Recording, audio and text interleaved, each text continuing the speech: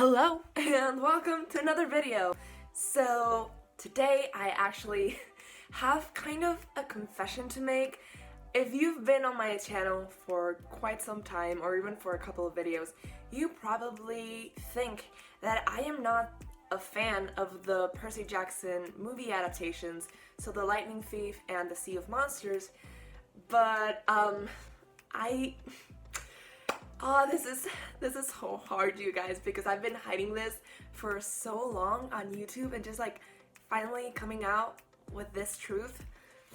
It feels scary, but I'm gonna say it anyways. I love the Lightning Thief movie. I'm just so in love with it. I think it's such a great adaptation, and the fact that the fandom doesn't think so just like hurts my little heart, you guys.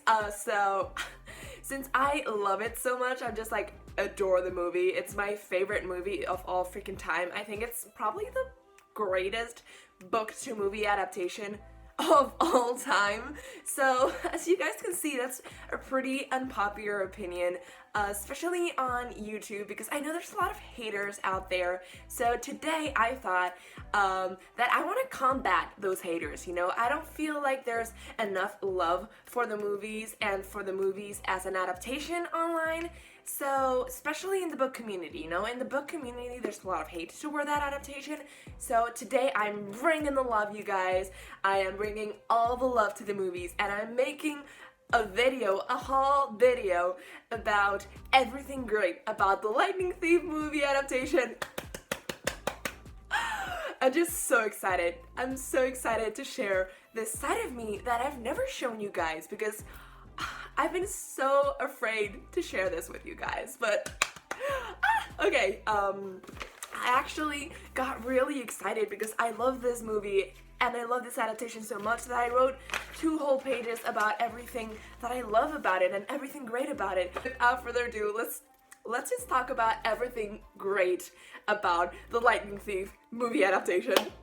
Okay, so I really love how at the beginning of the movie, Poseidon decides that he's not teleporting to Olympus, that he is instead going to emerge from the water in his god form and then shrink into his mortal form and then walk all the way to Olympus, which I checked, guys, it's like 13 miles. So what an icon, you know, it's like telling kids from a young age to not take like the easy way and exercise.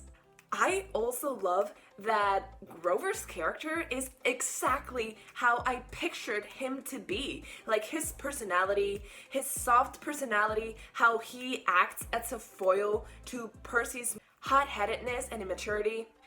And I especially love how they casted an actor who does really look like he could be in high school.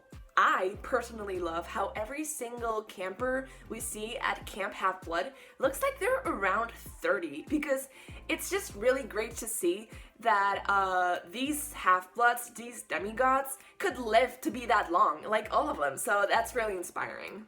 This is one of the things I love the most, that when we get to camp, we get to see that if your godly parent hasn't personally and single-handedly built you a whole cabin, you get to sleep in a tent in the woods by yourself. Like, that's so great, especially if you're unclaimed. I also love how the movie makes it look like there's only one kid from each of the gods, but then Aphrodite has like a dozen daughters, and they're all white, and they're all like traditionally super attractive, and they're all wearing bikinis, and they're all like sunbathing on a bunch of rocks, and they are all more than willing to flirt with the one satyr. It's just like such a great representation of daughters of Aphrodite and women in general. Also, isn't it just great representation how these daughters of Aphrodite are just sunbathing and flirting with satyrs instead of like training with everyone else? I really, really love how badass Annabeth is and how badass she looks when she's first introduced. But more than that, I love how, because she's a cool girl, we never get to see her being that much of a badass after her introduction in the whole movie. Like, besides her introduction, she's mainly super useless. I just really love how we as the audience, we are told that Annabeth is the best fighter ever. But then after one fight and Percy touching the water, which heals him and apparently also gives him like mad sword fighting skills, and then Percy just like beats her after never having held a sword in his hand, and he just beats her, and then Annabeth never does anything cool or strategic or badass ever again in the movie. Like, way to go, Percy. You beat her and then you left her being useless for the end of the movie, so way to go. Okay, this is a good one. I just love how there's not even like a trace of mystery about who's Percy godly parent could be. We're just told from the beginning. It's Poseidon. This boy can breathe underwater. We see Poseidon at the very start of the movie talk about his kid, and then Chiron tells us it's Poseidon, so there's no mystery. They tell us. So we don't even have to think. It's not a mystery, it's not a big surprise, it's not a big reveal. Which is great. I don't like working for things, you know, I just like being told stuff. Ooh, this is a juicy one. I also really like how when Hades appears at Camp Half-Blood, he looks like a caricature of the devil, because I feel like that's really accurate to Greek mythology. And even though Greek mythology predates Christianity, I feel like it just really makes sense for him to look like the literal devil. I also really love that Luke has his own tent. You know, as a son of Hermes, that's a very, like, son of Hermes thing to have, like, his own tent that's full of these amazing and futuristic technology that just really goes really well. You know, his own tent in the forest full of technology. It just makes sense. So after we leave camp, we get to see the trio in various situations where they have to like make a plan. And I just love how Annabeth is presented as the one with more experience, the daughter of Athena, who is literally the goddess of strategy in war. But instead of thinking for herself and showing us that she literally has spent all her life in camp training for this, she just asks Percy whenever there's a problem. She's like, Percy, what should we do? I love her because that gives her so much more depth to her character, and it just makes sense. It's Percy. Why wouldn't you ask Percy, the guy who just learned about Greek mythology, what to do? You know, it just makes sense. Oh my god, you guys, I also really love all of the romantic tension between Percy and Annabeth from second one. You know, they look at each other from afar and it's just like, yeah, this is love at first sight. And it's kind of like haters to lovers, but that only lasts for like half a second while they're fighting, and then they never hate each other again. They just like get along so well, and you can clearly see that they're soulmates from like the first time they look at each other. It was just like so much romantic tension in the first time they lock eyes. So much romantic tension. I love how getting from one place to another is super easy, barely an inconvenience for these characters. These three teenagers basically just steal a car and move on. They do this twice. It's really nice to see teenagers being, you know, independent.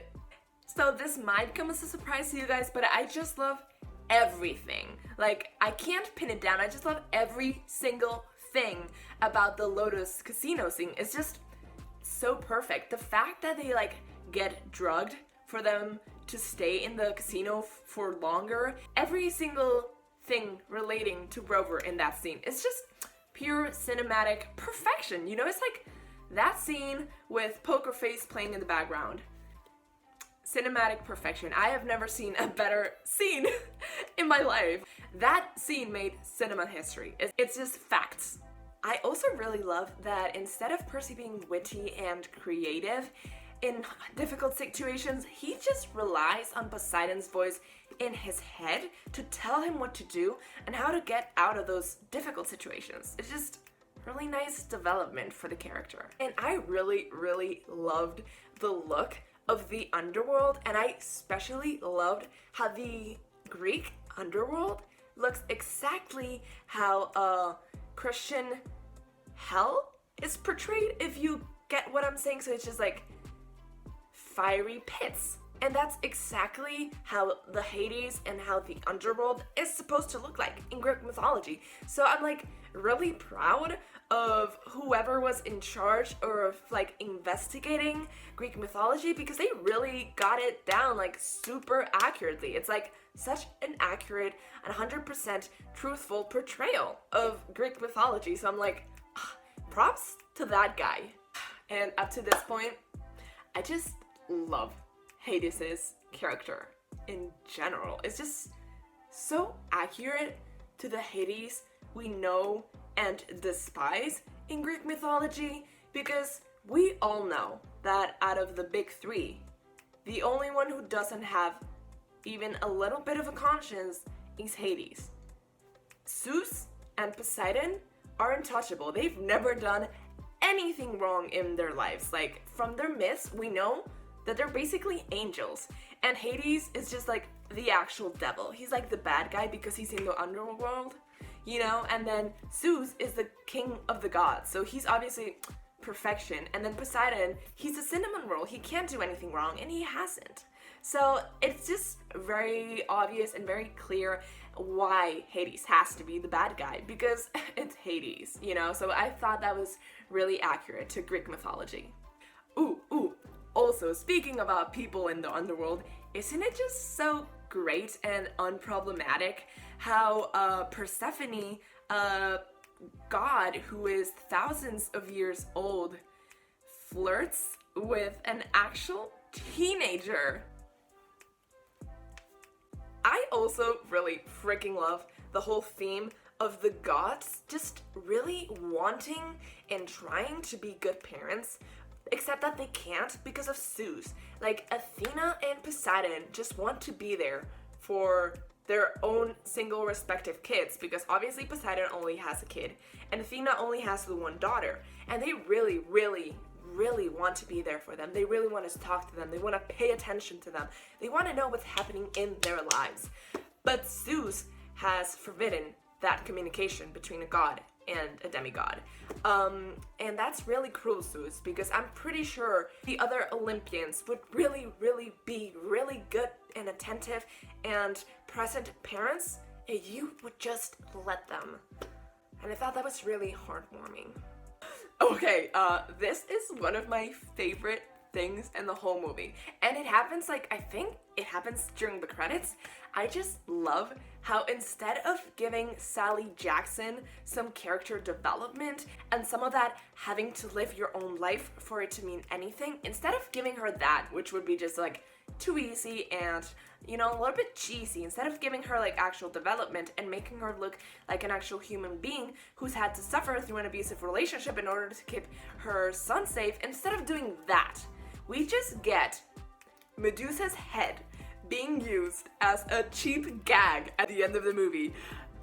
And it's so funny, you guys, when Gabe opens the fridge and he just gets turned into a statue. That just like wraps his character arc so nicely, because isn't it so nice to see a very abusive and toxic person just accidentally get turned into stone? This is like so poetic, and it like wraps everything up and it comes full circle. It wouldn't be nice to see Sally actually stand up for herself and take the reins of her own life? No, we just want a cheap gag at the end, which is so funny, and it made everyone laugh at the theater, you guys. So I thought that was just like the perfect ending for like Gabe.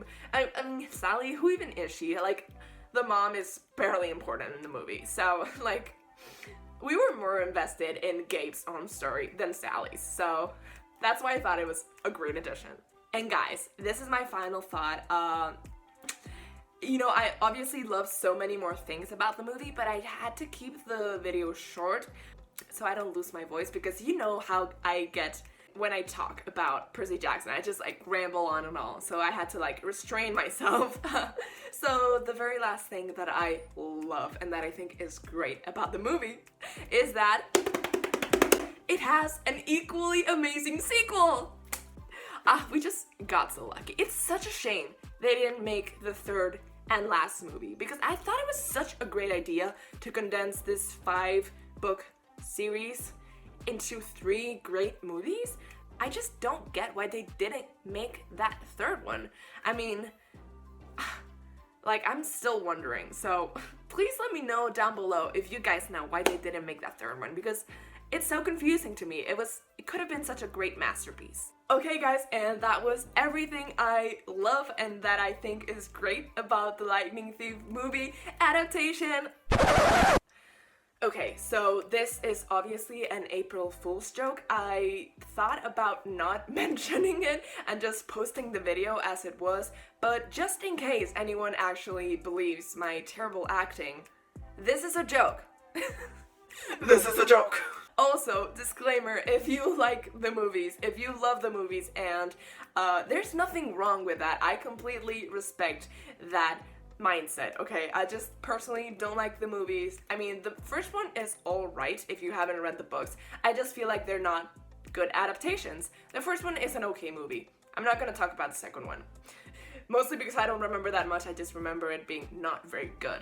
But even though the first one is an okay movie, I feel like we can all agree that it's not a great adaptation. It would be a better movie if it didn't even try to be an adaptation. But with that being said, it's completely okay if you like the movie. It's also completely okay if you dislike the movie like I do. So please leave a like if you like this video. Please comment down below if you actually believed that I liked the movie or if you were in on the whole thing from the beginning. And yeah, please click subscribe to subscribe if you haven't done so yet. Get on it, and then click that bell button so you get notifications every time I post. I don't usually post on Thursdays, but I just couldn't skip this incredible opportunity, so you're welcome. I usually post on Mondays and on Fridays, so you'll get a lot more content from me if you subscribe, and I guess I'll see you guys next time. Bye!